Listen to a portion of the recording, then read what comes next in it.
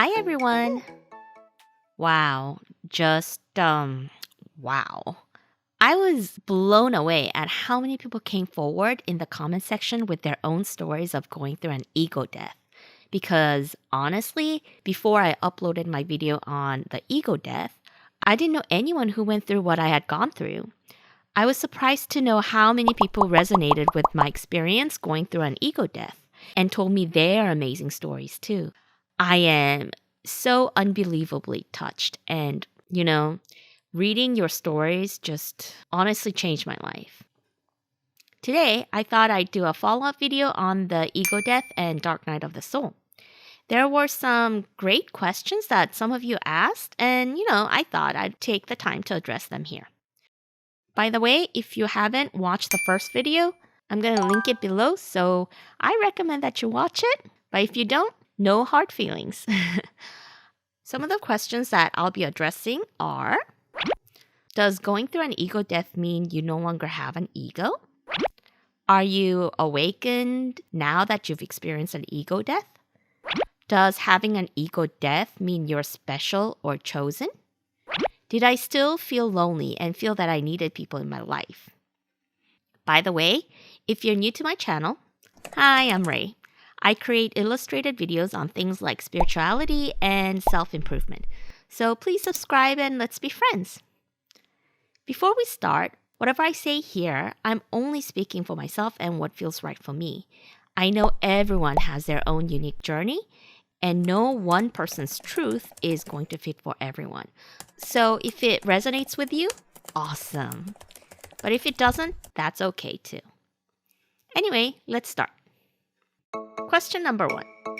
Does going through an ego death mean you no longer have an ego? Well, this depends on when you're asking. If you remember, my ego death happened not in one instantaneous moment, but it was more gradual. I would say it took about 10 years or so.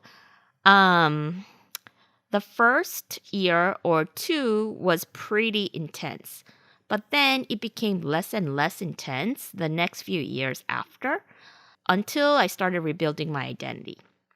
But to answer the question, in my case, when I was in the thick of it, no, I would say that I didn't have much of an ego. Wait, give me a chance to clarify that.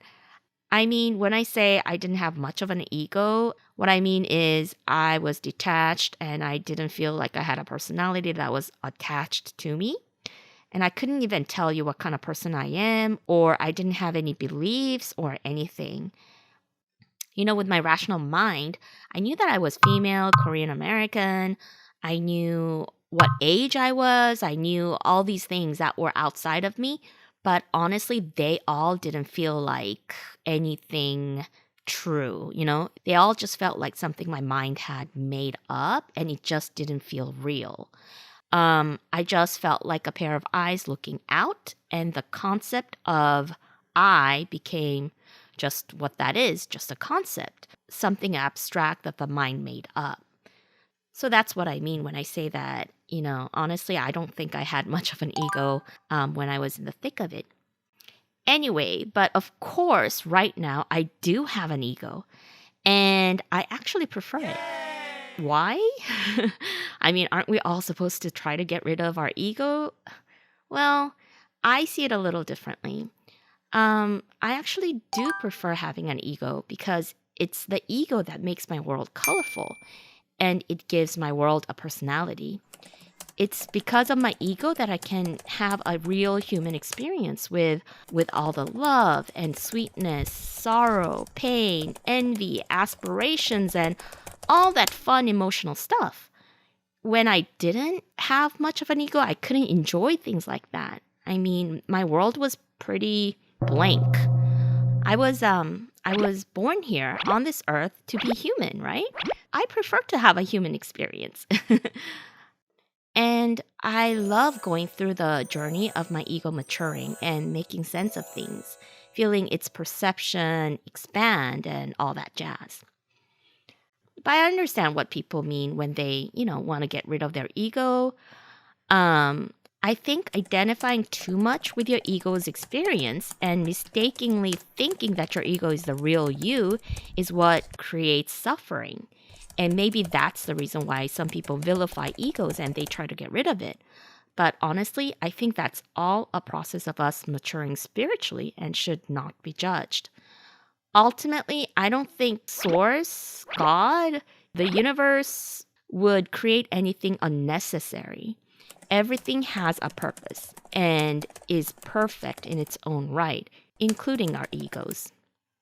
But to be completely honest, I still feel somewhat detached from a lot of things that I would say most people care about, such as social status, financial status, fame, popularity, labels, people's approvals, politics, careers, and many, many things. And not in a cynical way or anything, but more in a way where I'm glad that there are people out there who care about those things and are contributing to running the world, because I know that I wouldn't do a good job because I just can't seem to force myself to care to that level. So I'm actually glad that other people care. For me, though, my inner peace, contentment, and harmony always comes first because that's the only thing that feels real to me. Question number 2. Are you awakened now that you've experienced an ego death? I don't think in terms of awakening, like you reach some kind of destination and the finish line is that you're awakened. It makes more sense to me to say that we're all in a process of maturing. Think about it. If our body matures every day, from the day that we were born to the day that we die, it never stops maturing. And our mind does the same. Now, why wouldn't our spirit do the same? Why wouldn't our spirit have a process of maturing as well? So it just makes sense to me that it's not that we are awakened and we're done. No, I think even after quote unquote awakening, I think there's going to be a further process of maturing and then even more maturing after that.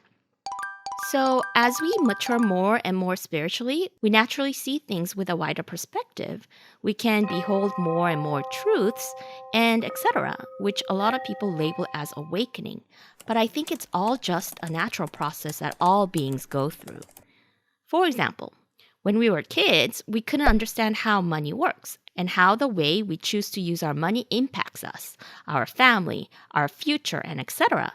But as we become teenagers, we understand it a bit more. And once we become adults, we understand a lot more. I guess in this process, you can say that the adult is more awoke than the teenager, and the teenager is more awoke than the kid. But all in all, they're all exactly at the stage they need to be at. We can't fault the kid for not being awoke enough to know about money. The kid needs that time to do kid things so that she'd be ready. If she skips that kid stage and tries to grow up too fast, well then it's a bit sad, wouldn't it? After going through my ego death, I became a bit more spiritually mature than I used to be, in that a lot of what I believed was me turned out to be constructs of the mind. Question number 3. Does having an ego death mean you're special or chosen? I never thought of it in that terms that I'm special or not special because I went through an ego death. It just seems a bit off to think like that. But again, I think it's a matter of maturity rather than a matter of being chosen. You see, all flowers will bloom, some a little earlier and some a little later, but they will all bloom at its own time and pace. Just because one flower blooms a little earlier than the flower next to it doesn't mean that one is more special. No, it's just nature's timing, that's all. All flowers will eventually reach its maturity and bloom at the end. Just like that, I honestly believe that we're all on a path of spiritual maturity. This growth isn't just for the chosen few, but it's just a natural process and one that every being goes through. It might seem like some people are special or chosen because there are more flowers still in its buds than there are flowers that are opened, but everyone will bloom at the end. I think going through an ego death is like that. It's just one stage of the whole process of maturing. It's like hitting spiritual puberty, I would say. It's just something natural and something that happens. So at the time when I went through my ego death, it was just right for my soul to enter the next stage of maturing. And so that's just what happened. Question number 4. Did I feel lonely and feel that I needed people in my life? Because that means you still had an ego. This answer depends much on at what point in the ego death you're asking me about. But when I was intensely going through it, when I was in the thick of it, well, needing someone felt detached too. Like in my head, I knew I was supposed to need people because, well, people need people, right? But really, for the most part, I felt more whole when I was alone. And just this is just a random detail, but I was also going through a bout of insomnia, which made it hard for me to want to be around people. So at the time, social needs were not that immediate to me. So answering the question, was I lonely? No, not so much lonely, but empty. I felt empty and out of place. But later on, much later on, I think, yeah, definitely I felt loneliness. Also, I found out that loneliness is a concept that the mind makes up. If we hold this image of us being alone and no one wanting us or caring about us, then we find ourselves feeling sad. We feel outcasted, discarded, abandoned, and we feel bad about ourselves, like we've been thrown away because people saw through our worthlessness. But as soon as you turn around that thought and start to list the people that care about you, even if you're not in touch with them, if you reach out, they'll care about your well being and they'll care that you're happy and that you're okay. Then all of a sudden, you don't feel so lonely. Your mind switches from the lack mindset to abundance mindset. That is, you no longer see the glass half empty, but half full. So sadness dissolves, and we realize that there is definitely a difference between being alone and feeling lonely. Conclusion. Wow. Oh my goodness. This video got long, didn't it? Okay. I'm gonna cut it right here and let you all get on with your lives. But you enjoyed this video, didn't you? Well, I hope you did.